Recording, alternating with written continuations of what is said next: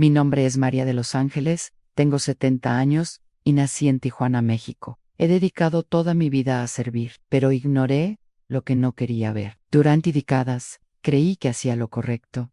Creí que servía a Dios con todo mi corazón, pero había miradas que dolían, silencios que gritaban y callaban porque me enseñaron a obedecer, no a cuestionar. Hoy, con el alma cansada pero libre de miedo, decidí hablar, Ann, porque lo que vi, nadie debería verlo y callar. Si has llegado hasta aquí, es porque algo dentro de ti también busca la verdad. Comenta abajo tu ciudad o país para que sepa qué tan lejos está llegando este mensaje. Suscríbete al canal y dale me gusta. Esto ayuda a que este video llegue a otras personas que también necesitan romper el silencio. A la verdad, libera. Y es hora de liberar a quienes aún sufren en silencio. Mi historia en la luz del mundo comenzó antes de que pudiera pronunciar el nombre del líder. Era solo una niña, de unos 6 años, cuando mi madre me tomó de la mano y me llevó al templo por primera vez. Recuerdo la multitud, el olor a madera mezclado con el perfume de las hermanas y las miradas devotas. A esa edad, aún no entendía qué era la fe, pero sentía que estar allí hacía que mi familia se sintiera segura, protegida, especial. Y fue así, entre himnos, vestidos blancos y largas oraciones, que se formó mi infancia. No tuve tiempo de elegir qué creer. Simplemente me enseñaron que el siervo de Dios nunca se equivoca y que su palabra era sagrada. En mi mente infantil, él era algo entre un ángel y Dios mismo. Cuestionarlo, nunca, ni siquiera en mis pensamientos. Crecí con esta certeza arraigada en lo más profundo de mi ser. Aprendí a orar ante todo. Aprendí que el mayo era honor. Para una mujer era servir con humildad, obediencia y silencio. Me convertí en una joven dedicada, presente en todas las actividades. Ayudaba a limpiar el templo, organizaba a los niños y cosía para las hermanas. Nunca pedí nada a cambio. Me bastaba oír que Dios veía mis esfuerzos, que mi fidelidad sería recompensada espiritualmente. Y me bastaba ver la sonrisa de mi madre, orgullosa de su hija que crecía en la luz verdadera. Con el tiempo, me gané la confianza de los líderes locales. Las hermanas mayores me miraban con respeto y los hermanos me recibían con deferencia. Incluso me elegían para coordinar eventos especiales, y cuando se hacían visitas importantes de la sede, mi nombre siempre figuraba entre los voluntarios de confianza. Me sentía valorado, sentía que formaba parte de algo más grande que yo, como si mi existencia finalmente hubiera encontrado un propósito. Y siempre que alguien se atrevía a plantear la más mínima duda sobre algo extraño en el liderazgo, me llenaba de celo y respondía con firmeza: no juzgues al siervo, quien habla en su contra, habla en contra de Dios. Fueron años, décadas, de una fe inquebrantable. Incluso con la edad, mi mente se mantuvo firme en esa única verdad. Me casé con un feligrés y crié a mis hijos de la misma. Algunos se desviaron al crecer, lo cual me dolió profundamente, pero me dije a mí misma que estaban cegados por el mundo. Nunca imaginé, entonces, que quizás fuéramos nosotros los ciegos, los que nos quedamos, los que obedecimos sin ver. La verdad es que, durante mucho tiempo, mi fe no fue ciega, también fue sorda. Sorda a los llantos apagados, a las lágrimas silenciosas, a las palabras nunca dichas. Sorda a las señales que empezaron a aparecer muy temprano, poro, Q, decir, ignoro. Cuando una hermana venía a mí llorando, porque se sentía maltratada por un líder, le decía: ten paciencia, hermana. Dios prueba a los fieles. Cuando una joven parecía incómoda con las visitas nocturnas a la casa parroquial, pensaba que tal vez estaba exagerando. Nunca fui mala. Estaba ciega, estaba condicionada. Y eso es lo que más me duele hoy. Al mirar atrás, veo a una mujer que lo dio todo: juventud, energía, esperanza, a menos a una estructura que la usó, pero nunca la vio realmente. Una mujer que creía servir a Dios, cuando en realidad servía a hombres que sabían exactamente el poder que ejercían. Y cuanto más fiel era, más me alejaba de la realidad. Porque la verdad que libera, no habita donde reina el miedo. Durante 50 años, fui un ejemplo para muchos. Mi presencia en los servicios era constante. Mi dedicación era elogiada desde el púlpito, pero nadie veía lo que ocurría en mi corazón. Nadie sabía que, poco a poco, la fe que me impulsaba también comenzaba a sofocar, no por Dios, sino por quienes decían representarlo. Poco a poco, comencé a notar pequeños detalles, actitudes incoherentes, privilegios que solo unos pocos tenían, palabras que no se ajustaban a las escrituras. Pero cada vez que algo me molestaba, rápidamente reprimía el pensamiento. Oraba más, ayunaba más, me culpaba por dudar. La doctrina era clara, la carne duda, el espíritu obedece, y obedecí, aunque algo dentro de mí comenzó a implorar respuestas. Hoy entiendo que la obediencia sin discernimiento no es una virtud, es una trampa, y que la verdadera fe no teme la verdad, la busca, aunque duela, pero en aquel entonces no lo sabía. Seguía siendo la María de los Ángeles, que hacía todo lo posible por complacer a siervo, creyendo que agradaba a Dios. Así que, al contar esta historia, no lo hago con resentimiento. Lo que llevo en el corazón no es odio, es una profunda tristeza por todas las mujeres como yo, que pasaron su vida creyendo que su voz no importaba, que su misión era callar, servir y resistir. Yo era una de ellas, pero ya no lo soy. Durante muchos años, viví con un peso en el pecho que no podía identificar. Era una mezcla de inquietud y culpa, como si algo dentro de mí gritara en silencio, pero ni siquiera me permitían oírlo, y no era solo yo. Había un miedo compartido, colectivo, casi palpable, que se cernía sobre todos como una sombra invisible, el miedo a cuestionar cualquier cosa en cualquier decisión, cualquier norma, cualquier comportamiento que pareciera extraño, porque en la luz del mundo, dudar no era solo un error, era un pecado, y un pecado grave. Desde pequeños, la doctrina nos enseñó que el siervo de Dios ve lo que nosotros no vemos, que tenía una conexión directa con lo divino, y que intentar comprender sus acciones con la mente humana era, como mínimo, arrogancia espiritual. Así, siempre que algo nos parecía mal, alguna extravagancia, alguna contradicción, algún abuso de autoridad disimulado, se nos enseñaba a tragar saliva, bajar la cabeza y seguir adelante. Dios sabe por qué hace las cosas, decían, y el siervo nunca se equivoca. Era como vivir en una burbuja, donde lo normal no era lo justo, sino lo permitido por quienes mandaban. Nos rodeaban reglas estrictas por todas partes, desde la forma de vestir hasta cómo debíamos hablar, caminar y sonreír. A las hermanas menores se les enseñaba a no usar maquillaje, a vestirse con extrema modestia y a bajar la mirada delante de sus hermanos, mayo, res. Y cualquier comportamiento fuera de esta norma se consideraba una rebelión espiritual. Pero dentro de los líderes, veíamos cosas muy diferentes, hombres poderosos, rodeados de lujo, adulados como celebridades, viajando con privilegios, recibiendo regalos caros. Y sin embargo, nadie se atrevía a decir nada. Recuerdo una ocasión, ya de adulto, en que uno de los líderes locales se presentó con un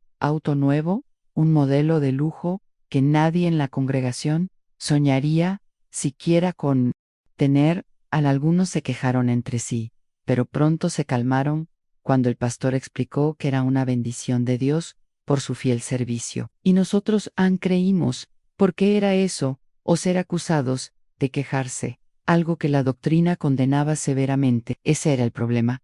La doctrina siempre era más fuerte que la duda. Se infiltraba tan profundamente en nuestras mentes, que incluso cuando algo nos hería el alma, acudíamos a los versículos, las oraciones, las frases hechas que nos decían, ahora no lo entiendes, pero más tarde lo entenderás. Y el tiempo pasaba, y la comprensión nunca llegaba, solo más reglas, más miedo, más silencio. También estaba el comportamiento extraño que todos veíamos, pero fingíamos no ver, las frecuentes visitas de jóvenes a la sala de líderes, las recomendaciones especiales que hacía a las chicas más guapas de la iglesia. La forma en que algunos eran ascendidos a puestos importantes de la noche a la mañana, sin ninguna explicación lógica, a la presencia constante de guardias de seguridad, los viajes secretos a las incesantes peticiones de ofrendas. Todo esto era visible, pero era como si todos estuviéramos hipnotizados repitiendo que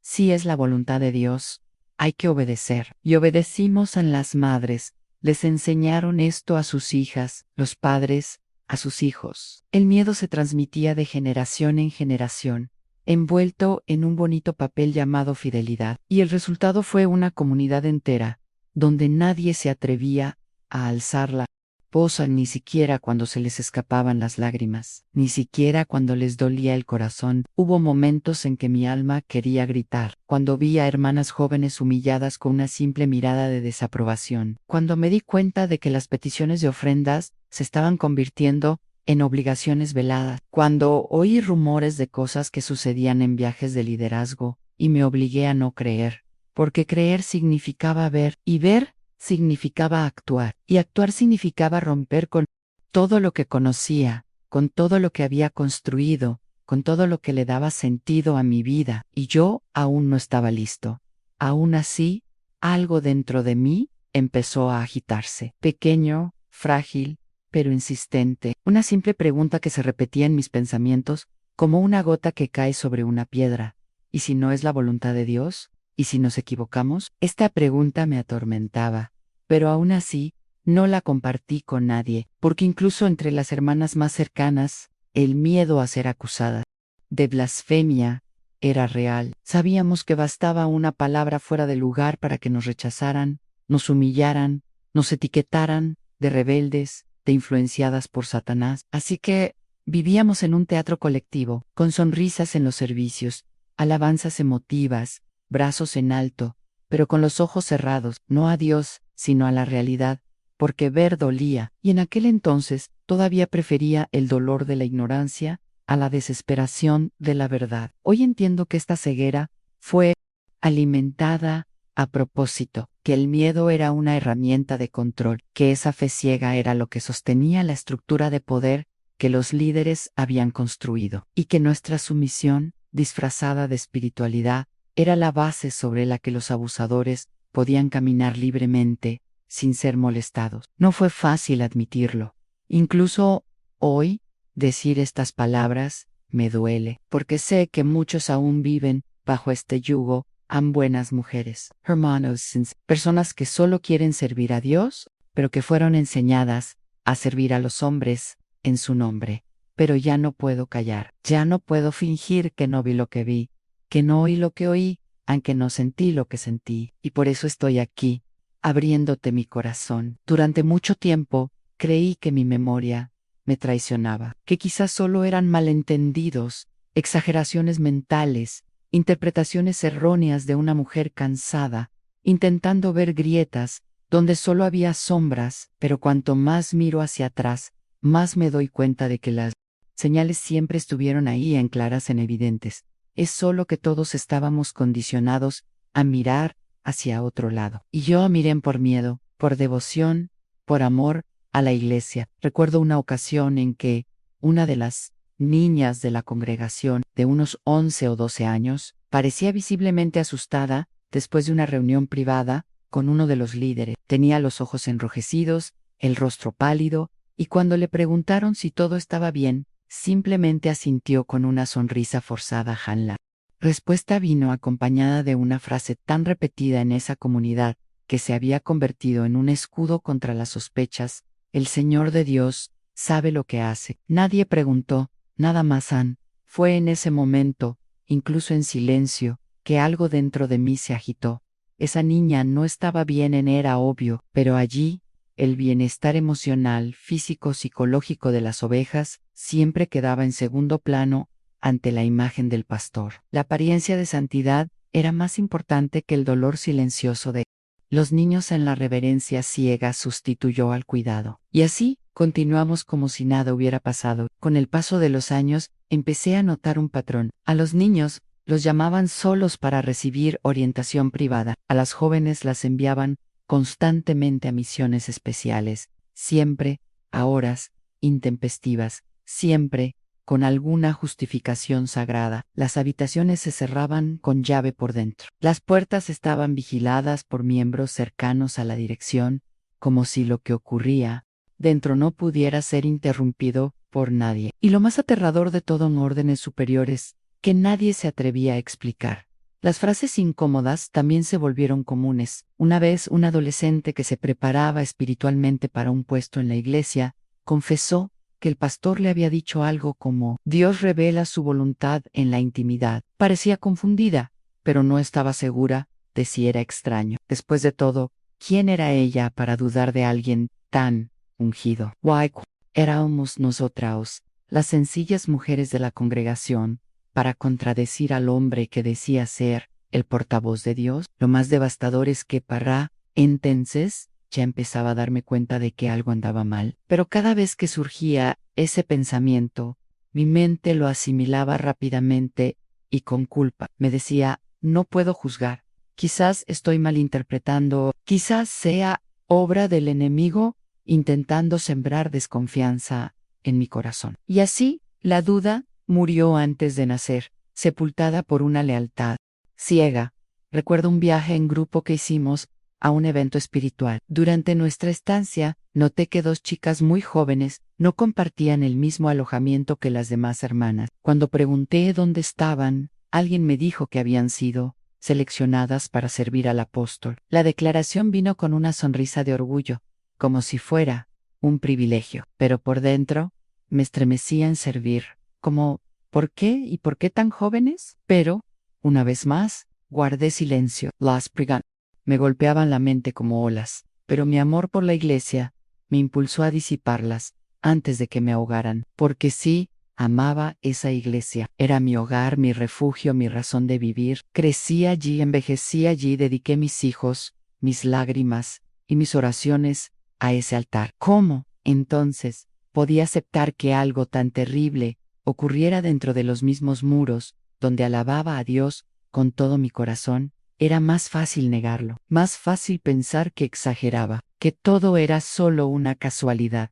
Aunque el silencio de las chicas era una muestra de respeto, no un trauma, que las órdenes incomprensibles formaban parte de un plan divino, que aún no era digno de comprender, pero las señales no cesaron. También estaban las miradas, esas miradas que los hombres más poderosos lanzaban a las adolescentes durante los servicios, miradas demasiado largas, demasiado lascivas, demasiado impías, miradas incómodas, pero sobre las que nadie se atrevía a comentar. Y cuando una madre intentó advertirles, la llamaron rápidamente para una charla fraternal, donde recibió exhortaciones sobre la obediencia, el honor y la importancia de no manchar el nombre de la iglesia. Un día, vi a una hermana muy cercana, madre de una niña de 14 años, apartada de las actividades de la congregación. Dijeron que había faltado el respeto al líder al cuestionar por qué su hija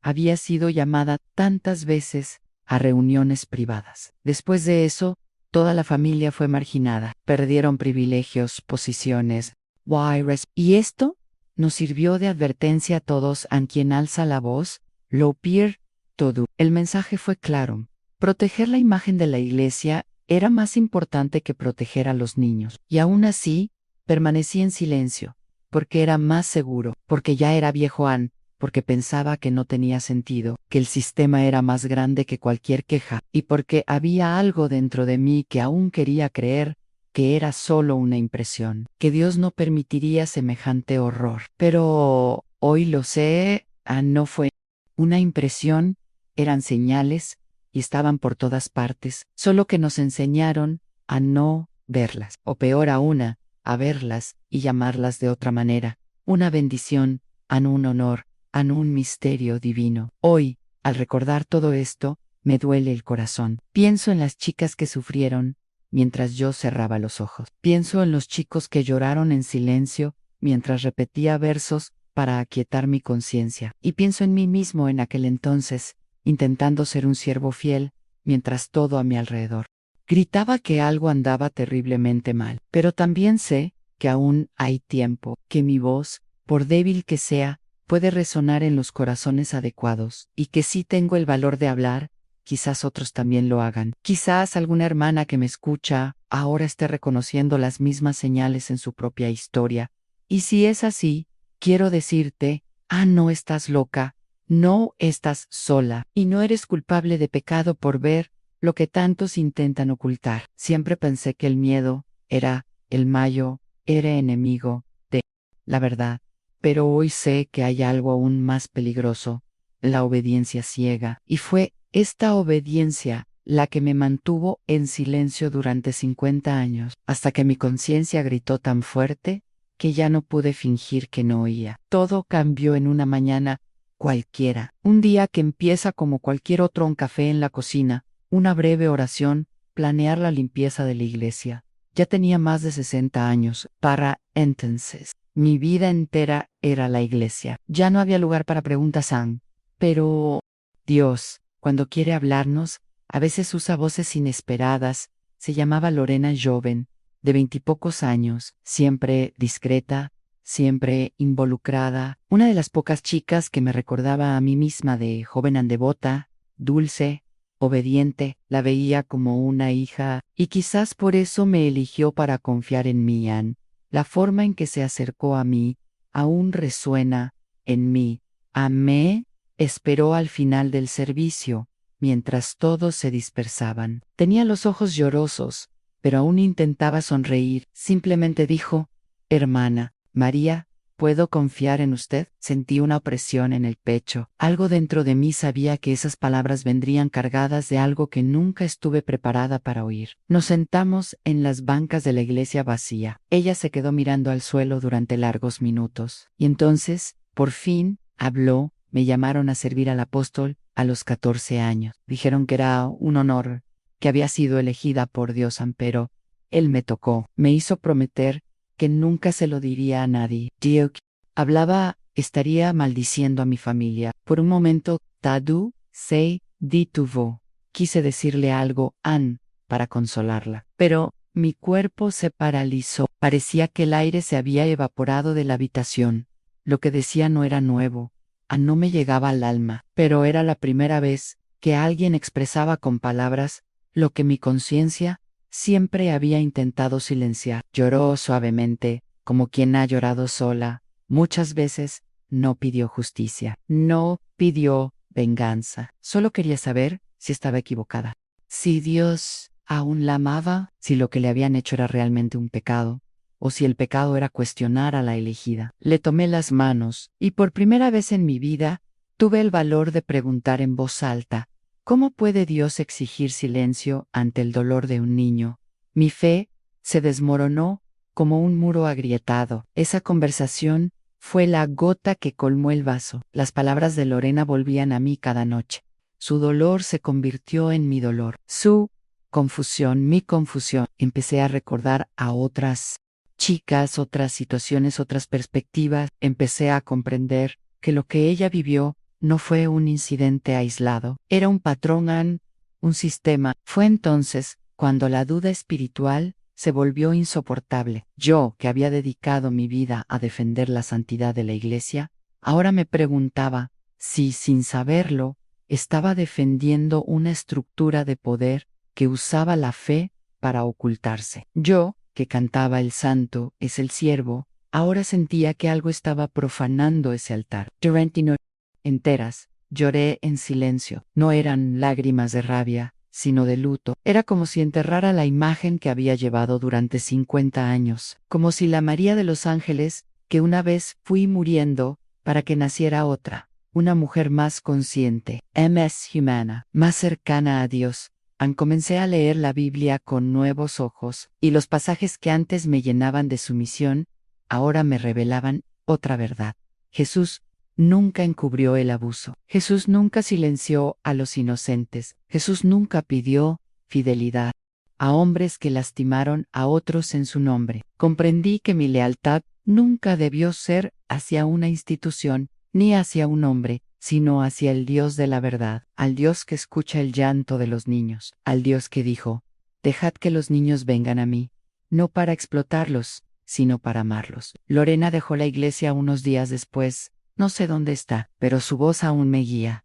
Derribó el muro del miedo, con la valentía de un susurro. Y yo elegí no reconstruir ese muro. Elegí escuchar. Esa fue la primera vez que sentí que Dios realmente me llamaba. No a servir a los hombres, sino a proteger vidas. No a silenciar, sino a dar voz. No a obedecer ciegamente, sino a ver con el corazón.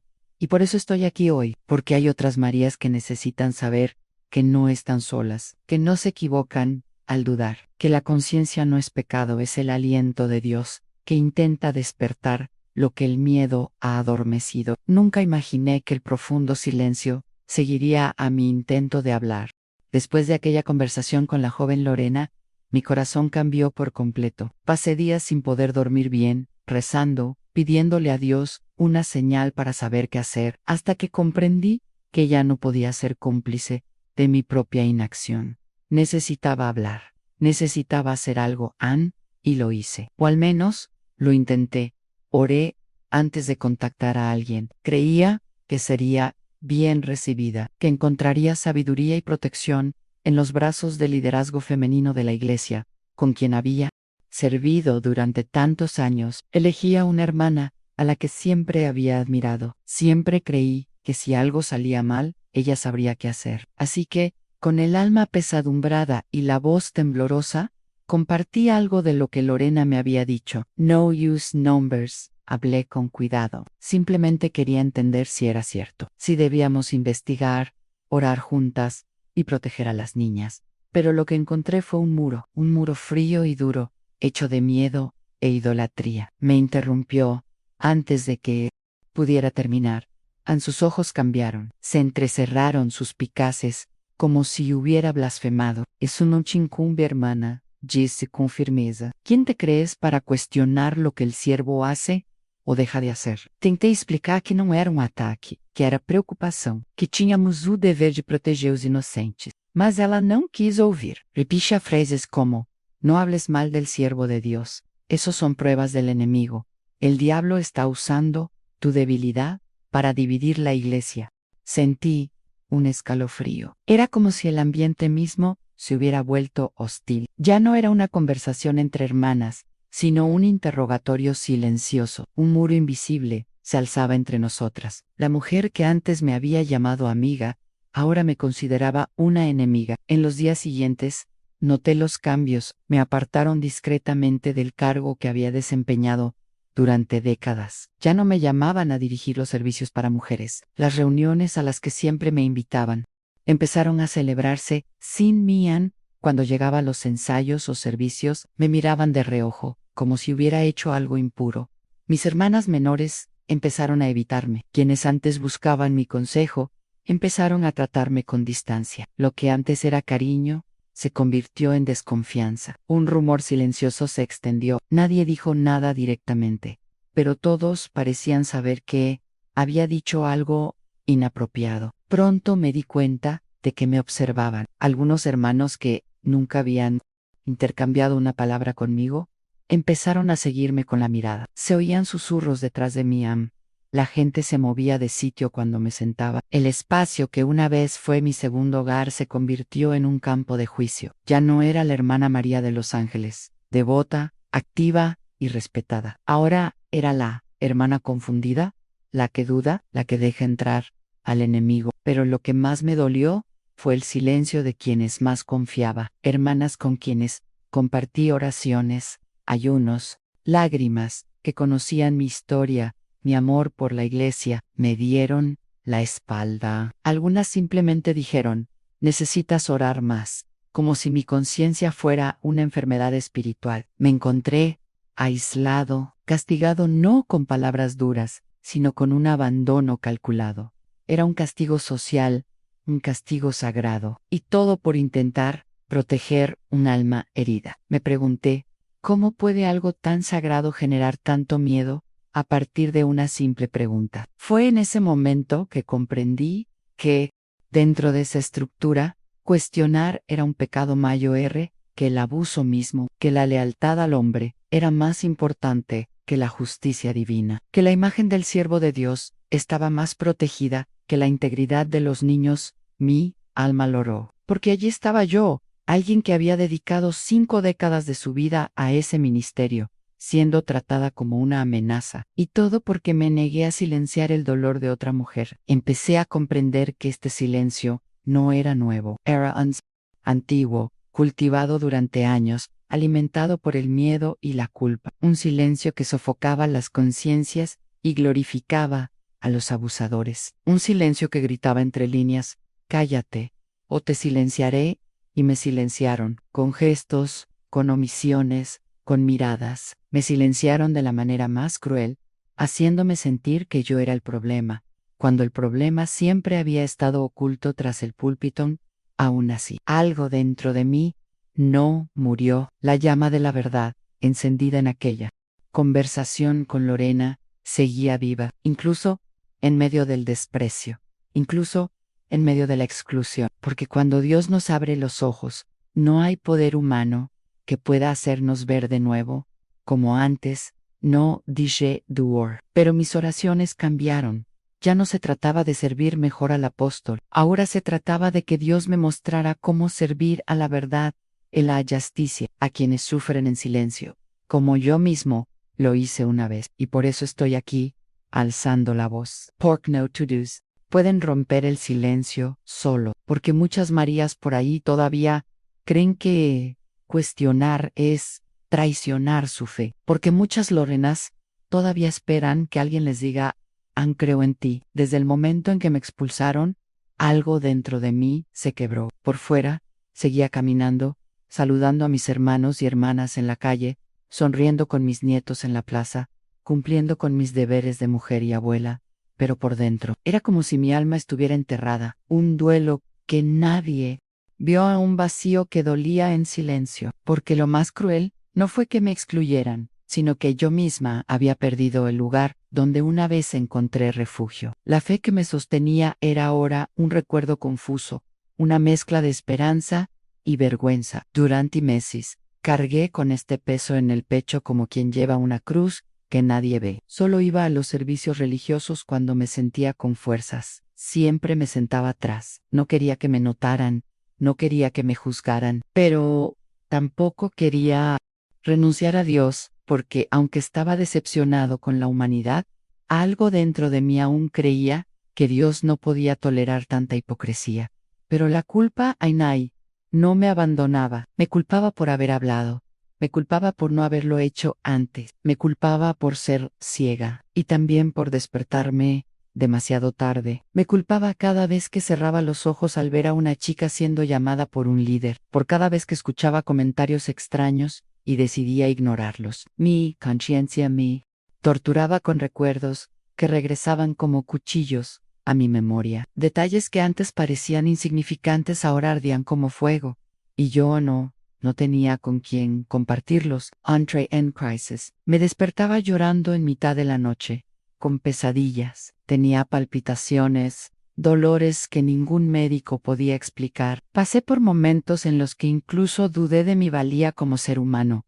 ¿Cómo pude haber servido durante tantos años y engañarme tanto? Mi salud emocional se deterioraba en mí.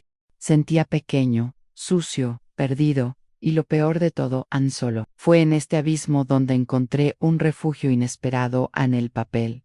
Empecé a escribir al principio. Solo eran desvaríos, palabras sueltas en un viejo cuaderno que guardaba en el fondo de su armario. No podía dejar que nadie las viera. Era peligroso, lo sabían, pero cuando cogí la pluma, fue como si mi alma encontrara un rayo de luz. Escribí sin parar. Reviví escenas, diálogos, recuerdos que habían estado reprimidos durante años. Cada escrita era una lágrima, no llorada, una verdad no dicha, un clamor silencioso para que Dios me escuchara de alguna manera.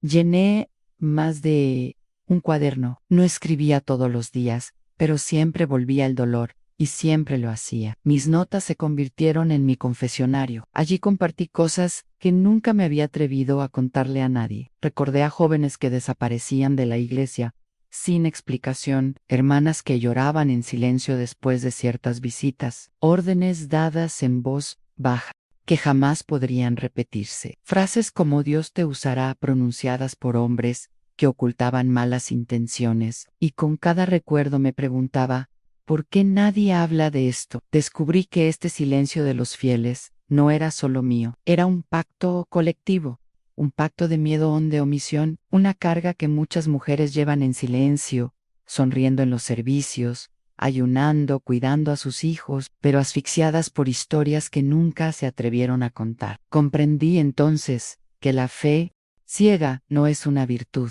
es una prisión, y que hay miles de Marías ahí fuera, fieles, dedicadas, amorosas, pero silenciadas, consumidas por dentro, mujeres que lo dieron todo y se perdieron en el proceso. Empecé a orar de otra manera, ya no pedí volver a la iglesia como antes, pedí fuerza para comprender mi lugar ahora, cuál era mi misión, después de todo, porque algo me decía que ese cuaderno, esas palabras ocultas, no eran solo para mí, Anne, que mi dolor necesitaba un propósito. Hugh Talvez, a través de mi historia, otros podrían encontrar su propia voz, pero el miedo seguía siendo real. Tenía pesadillas de que alguien encontrara mis escritos, de que me expulsaran públicamente, de que mi familia, que aún asistía a la iglesia, fuera castigada. Yo era solo una anciana, sola, con un pasado de servicio y un presente de angustia.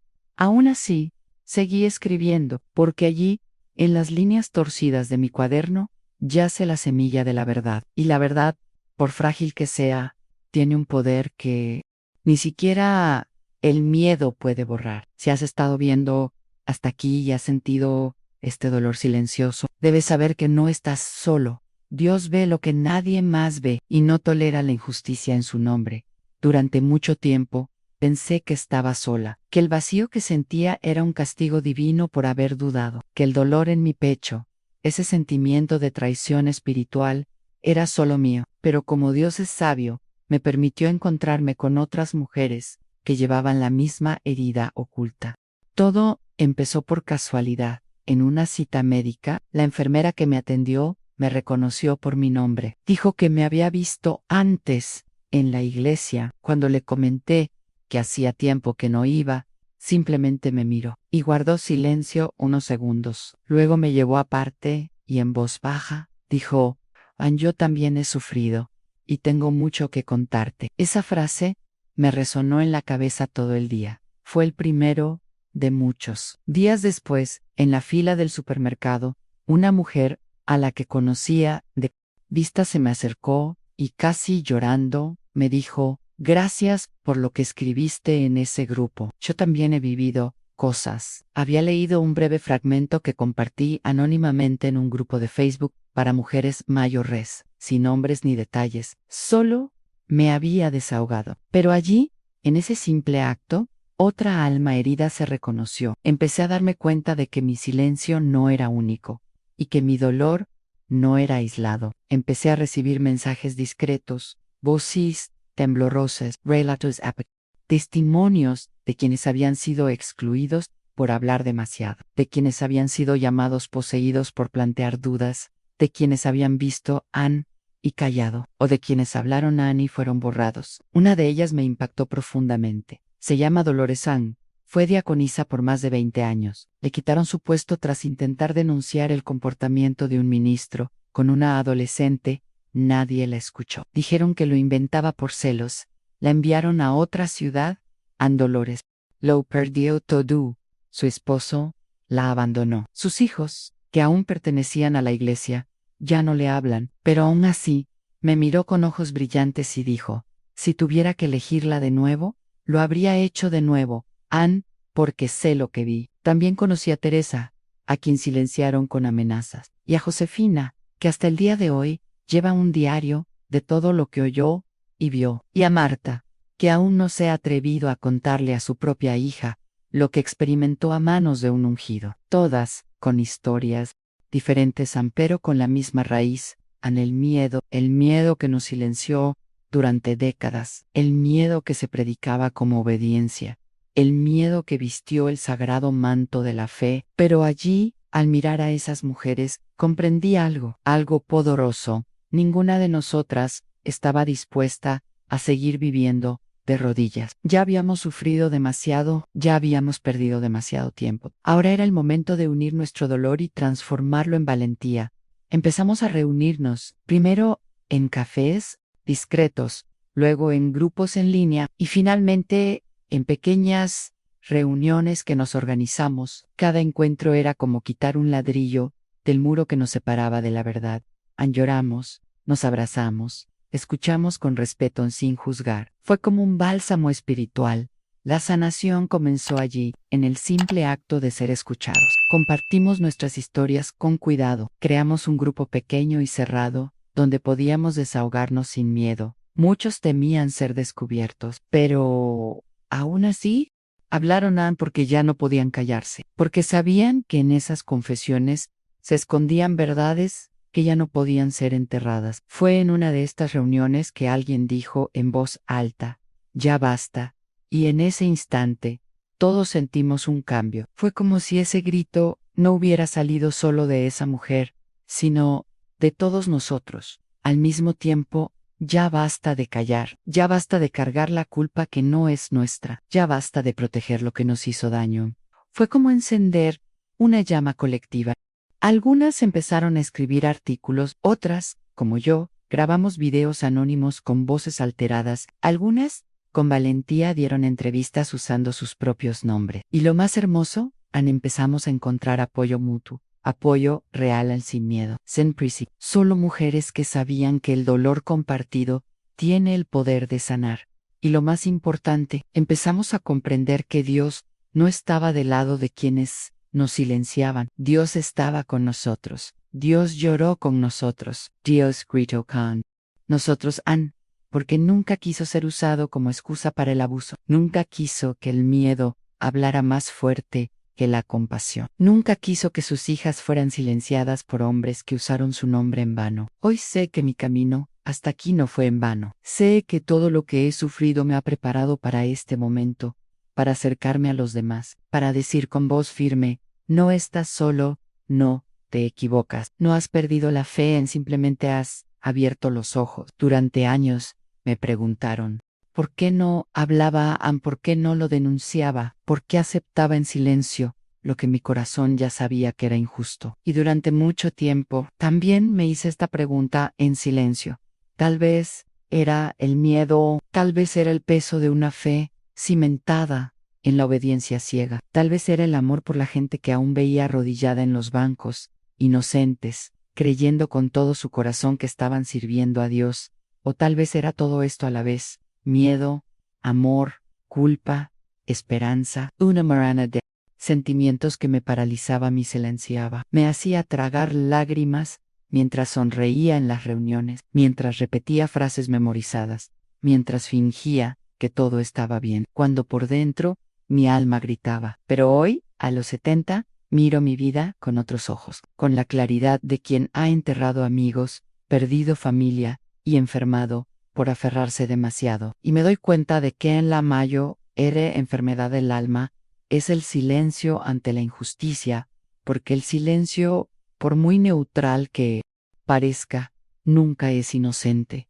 El silencio protege al agresor. El silencio alimenta la mentira. El silencio mata lentamente la verdad y a quienes la llevan en el corazón. Hoy no hablo por venganza, hablo por conciencia, porque he aprendido que servir a Dios no es obedecer ciegamente a los hombres, no es proteger sistemas religiosos a costa de la verdad, no es defender a los ungidos mientras se lastima a niños, se silencia a mujeres y se manipula a creyentes por el miedo al infierno. No, eso no es servir a Dios, eso es idolatría, eso es ceguera espiritual, eso es pecado. Hoy, por fin, hablo, porque puedo dormir con la conciencia tranquila, porque sé que mi voz puede ser débil, pero es sincera, porque llevo conmigo no solo el recuerdo de lo que vi, sino también los rostros de las víctimas que nunca fueron escuchadas, las niñas que desaparecieron, los niños que lloraron solos,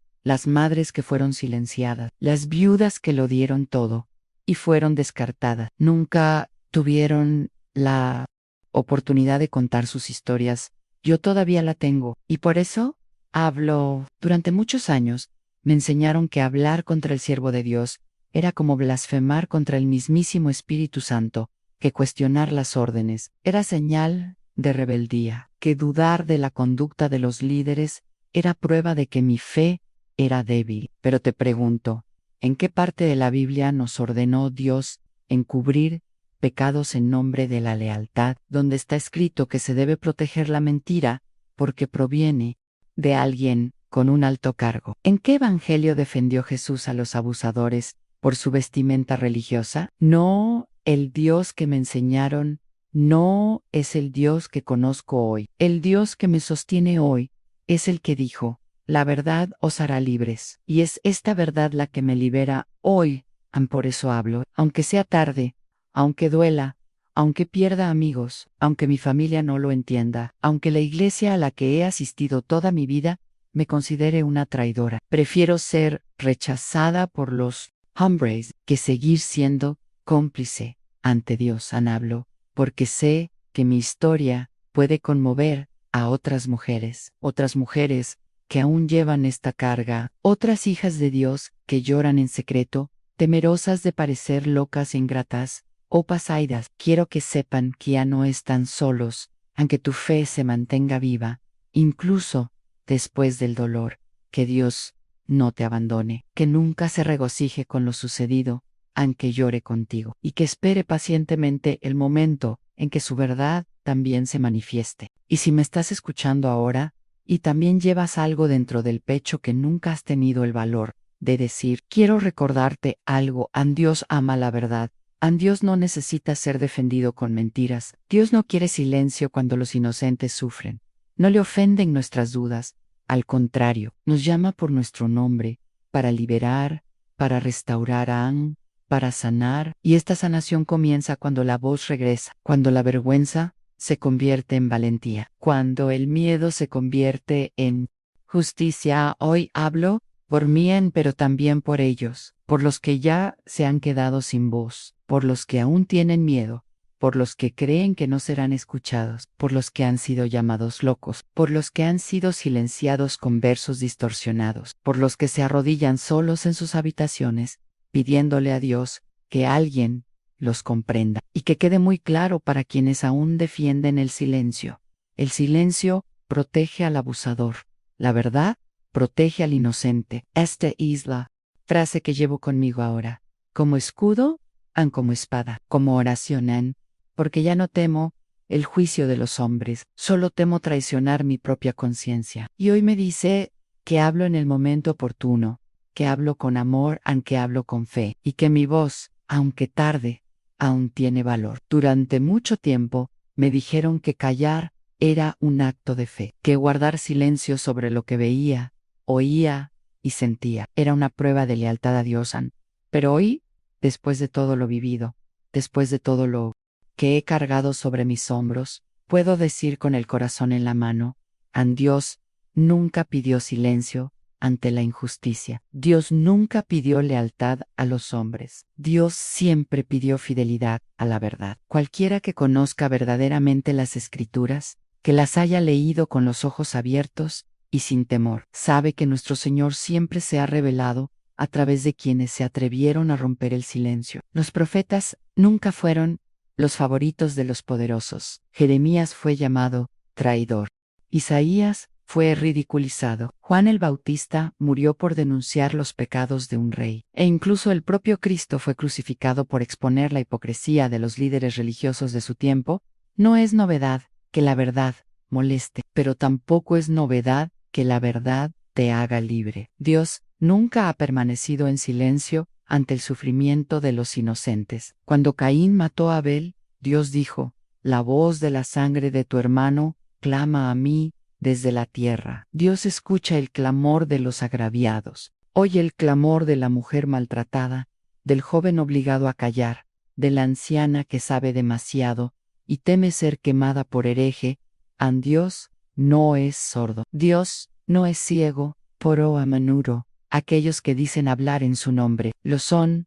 Ansí me has escuchado hasta aquí. Quizás te hayas identificado con partes de mi historia.